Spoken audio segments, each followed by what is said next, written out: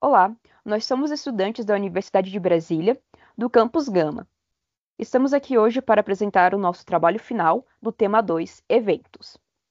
Bom, nós somos os membros da equipe 2B, Juan Barros, Marina Souza, eu, Pedro Garcia e Lucas Botino.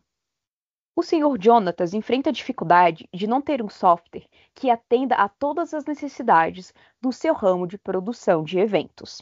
Seu principal serviço são os de aluguel de seu salão e as ofertas de serviço que acontecem no buffet, que atende em várias partes da cidade, incluindo o seu próprio salão. Agora eu vou passar a palavra para o Juan. Perfeito. Então vamos lá. Agora, partindo da parte dos requisitos, a gente vai fazer uma listagem aqui específica. Eu vou começar falando sobre funcionários, que basicamente o sistema deve ser capaz de controlar os funcionários que trabalham nos eventos. E além disso, tem os trabalhadores dentro dos eventos que são autônomos, mais conhecidos como freelancers.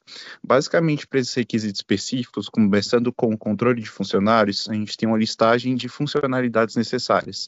Então, a gente deve saber quem indicou o funcionário, pode saber quem é o funcionário, o tipo de funcionário e o tipo de pagamento a ser realizado. Além disso, o salário a ser destinado a esse funcionário em específico. Com relação aos trabalhadores autônomos, mais conhecidos como os freelancers, a gente precisa saber os dados dele, a função desse freelancer, no caso desse autônomo, o tipo de pagamento a ser realizado e saber o valor da diária a ser paga ao autônomo. Na sequência agora, eu vou passar a palavra para o Lucas, e aí ele vai tratar um pouco específico dos requisitos de contrato, cliente e evento. Chegando na parte de contrato, cliente e evento, já para a gestão de contratos, ele deve gerir os contratos.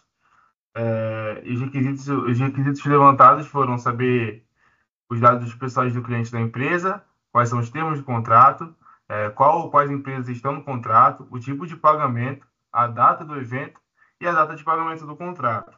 Já em gestão de clientes, por o sistema também ser responsável por cadastrar os clientes, dados pessoais do cliente, se ele é pessoa física ou jurídica, e conhecer as preferências do cliente são necessárias. Por fim, para a gestão de eventos, o sistema deve ser capaz também de gerir esses eventos.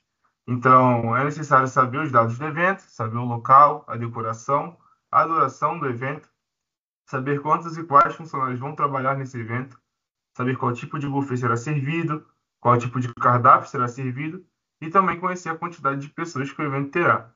Agora eu passo a palavra para a Marina. Bom, agora eu vou falar um pouquinho sobre a gestão de buffet. O sistema ele deve ser capaz de controlar e gerir o buffet. Ele possui as seguintes funcionalidades: saber os dados do buffet, saber o contato do buffet e conhecer a quantidade de pessoas que serão servidas no evento. E seguindo agora para a gestão de cardápio, o sistema deve ser capaz de gerir o cardápio, ou seja, ele deve saber os itens do cardápio. Agora eu vou passar a palavra para o Pedro. Então, eu vou falar um pouco sobre fornecedores e o salão. No caso dos fornecedores, né, é importante saber as informações básicas dos fornecedores, também a categoria do fornecedor, né, que seria o tipo de produto que ele fornece, e também armazenar o histórico de fornecedores de um lugar. E com relação a um lugar, né, no caso do Jonathan, seria o salão. Então, seria necessário saber o dia de disponibilidade do salão e a infraestrutura desse salão, por exemplo, cadeiras, móveis, etc. Pode passar. Perfeito. Agora, com relação ao DER, a gente tem aqui especificamente as entidades que nós utilizamos para poder fazer essa modelagem, os seus relacionamentos, né, que estão bem descritos, e os atributos em si. Então, a gente nota que foi uma modelagem que, partindo para o aspecto como se fosse de orientação a objetos, a gente teria algo relacionado ao conceito de herança, de modo que ficou uma modelagem bem específica e bem detalhada, com foco, né, numa entidade específica que seria, por exemplo, o item, né, onde a gente teria o nome e preço. E aí, essa entidade item, ela é importante porque ela vai entrar em várias questões, por exemplo, do cardápio, do próprio buffet, do próprio salão, enfim. Então, tudo vão entrar como itens em específico, né? Então, a gente não vai focar muito nesse ponto e vamos dar sequência agora para o nosso DLD. Então, com relação ao DLD, né, nós criamos o diagrama lógico de dados para representar os tipos de atributos do nosso banco de dados, né, de cada tabela. Então, cada tabela a gente descreve quais são os tipos de atributos e também continua mostrando os relacionamentos com a chave primária e a chave estrangeira. E a partir do DLD nós criamos também um dicionário de dados, né, que descreve esses atributos para a pessoa mais leiga normalmente que quer conhecer o banco de dados. Pode passar. Bom, agora eu vou seguir com as vantagens técnicas específicas do banco de dados.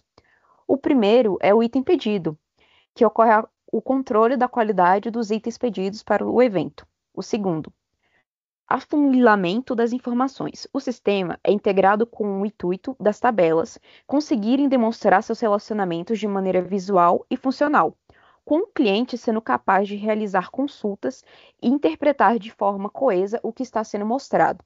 E o terceiro é o dicionário de dados. O projeto possui um dicionário de dados detalhado e completo, o que faz com que, caso um novo indivíduo entre em contato com o projeto, este, por sua vez, vai ter uma facilidade maior de compreender o que o projeto se trata, quais são suas tabelas e as características que possuem cada uma delas. Já em relação às vantagens ao negócio do Jonatas e ao nosso cliente, o controle dos funcionários autônomos e fixos se faz muito importante devido à reunião introdutória do projeto. Ele especificava para a gente que o problema principal dele seria essa gestão de funcionários.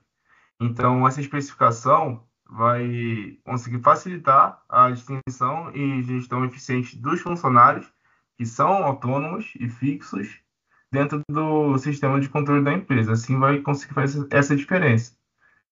Em segundo lugar, o controle do evento em relação ao contrato, buffet, o cardápio, o salão e a decoração. O sistema ele vai conseguir garantir que todos esses dados sejam salvos adequadamente de forma segura, prevenindo possíveis erros e confusões, além de ser capaz de conseguir gerir esses cinco, de acordo com a necessidade do cliente, e também a forma de fazer consulta também será apropriada e indicada da forma que o cliente necessitar. Por último, o histórico de compra do fornecedor e os itens também podem ser verificados no sistema, com a quantidade comprada, os itens comprados e de quem foi comprado, assim garantindo controle e segurança ao cliente sobre as transações dentro do mercado. Agora eu vou falar sobre os aspectos positivos. Então, o primeiro aspecto positivo, né, é que a gente pode trabalhar o projeto real, podendo aplicar os nossos conhecimentos, o que é muito bom para conhecer as necessidades realmente de um problema existente, né?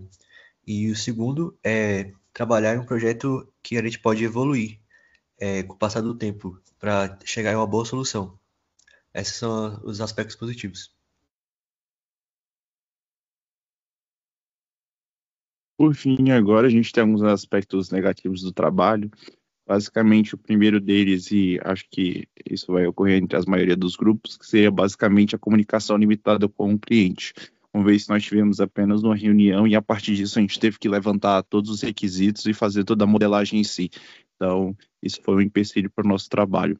O segundo ponto é a limitação de tempo e disponibilidade dos membros, né, para a realização do projeto, uma vez que os membros pegam matérias diferentes, né, no semestre da faculdade e, além disso, também tem os seus trabalhos para poderem fazer. Então, assim nós encerramos, agradecemos a oportunidade de trabalharmos em um projeto com um cliente real e a disponibilidade do nosso cliente. E ficamos por aqui.